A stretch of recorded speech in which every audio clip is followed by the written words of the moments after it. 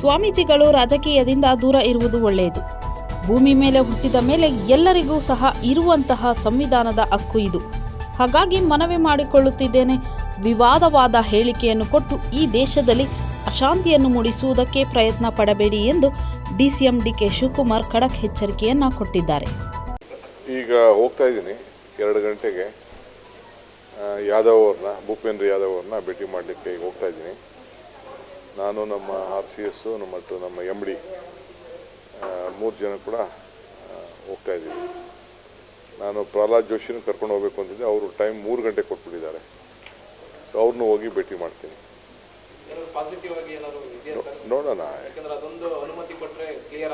ಅದಕ್ಕೋಸ್ಕರ ನನ್ನ ಪ್ರಯತ್ನ ಮಾಡಬೇಕು ಅಂತೇಳಿ ಎಂಟೈರ್ ನಮ್ಮ ಫಾರೆಸ್ಟ್ ಟೀಮು ಮತ್ತು ಇವರೆಲ್ಲ ಕೂಡ ನಾವು ಹೋಗ್ತಾ ಇದ್ದೀವಿ. ಹೋಗಿ ಮಾತಾಡ್ಕೊಂಡು ಬಂದ ಮೇಲೆ ಅವರ ಏನು ರಿಯಾಕ್ಷನ್ ಇತ್ತು ಅಂತ ತಮಗೆಲ್ಲ ನಾನು ತಿಳಿಸ್ತೀನಿ. ಏನು ಸ್ವಾಮೀಜಿಯವರೆಲ್ಲ ಈ ಮತದಾನ ರಾಜಕಾರಣ ಎಲ್ಲ ದೂರ ಇದ್ದರೆ ಭಾಳ ಒಳ್ಳೆಯದು. ಇದು ಹಕ್ಕು ಎಲ್ಲರಿಗೂ ಬಂದಿರೋಂಥ, ಒಬ್ಬ ಹುಟ್ಟಿದ ಮೇಲೆ ಎಲ್ಲರಿಗೂ ಕೂಡ ಸಂವಿಧಾನದಲ್ಲಿ ಏನು ಹಕ್ಕು ಕೊಟ್ಟಿದೆ ಎಲ್ಲ ಹಕ್ಕನ್ನು ಕೊಟ್ಟಿದೆ. ಯಾವ ಸ್ವಾಮಿಗಳಿಗೂ ಕೂಡ ನಾನು ಮನವಿ ಮಾಡ್ಕೊಳ್ತೇನೆ, ದಯವಿಟ್ಟು ಇಂಥ ಕಾಂಟ್ರವರ್ಸಿ ಸ್ಟೇಟ್ಮೆಂಟ್ ಮಾಡಿ ಈ ದೇಶದಲ್ಲಿ ಅಶಾಂತಿ ಮೂಡಿಸೋದಕ್ಕೆ ಯಾರು ಪ್ರಯತ್ನ ಮಾಡಬಾರ್ದು. ಈಗ ಹೋಗ್ತಾ ಇದ್ದೀನಿ 2 ಗಂಟೆಗೆ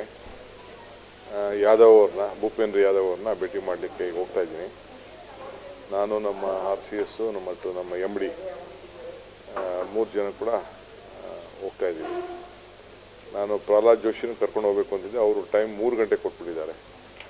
ಸೊ ಅವ್ರನ್ನೂ ಹೋಗಿ ಭೇಟಿ ಮಾಡ್ತೀನಿ. ನೋಡೋಣ, ಅದಕ್ಕೋಸ್ಕರ ನನ್ನ ಪ್ರಯತ್ನ ಮಾಡಬೇಕು ಅಂತೇಳಿ ಎಂಟೈರ್ ನಮ್ಮ ಫಾರೆಸ್ಟ್ ಟೀಮು ಮತ್ತು ಇವರೆಲ್ಲ ಕೂಡ ನಾವು ಹೋಗ್ತಾ ಇದ್ದೀವಿ. ಹೋಗಿ ಮಾತಾಡ್ಕೊಂಡು ಬಂದ ಮೇಲೆ ಅವರ ಏನು ರಿಯಾಕ್ಷನ್ ಇತ್ತು ಅಂತ ತಮಗೆಲ್ಲ ನಾನು ತಿಳಿಸ್ತೀನಿ. ಏನು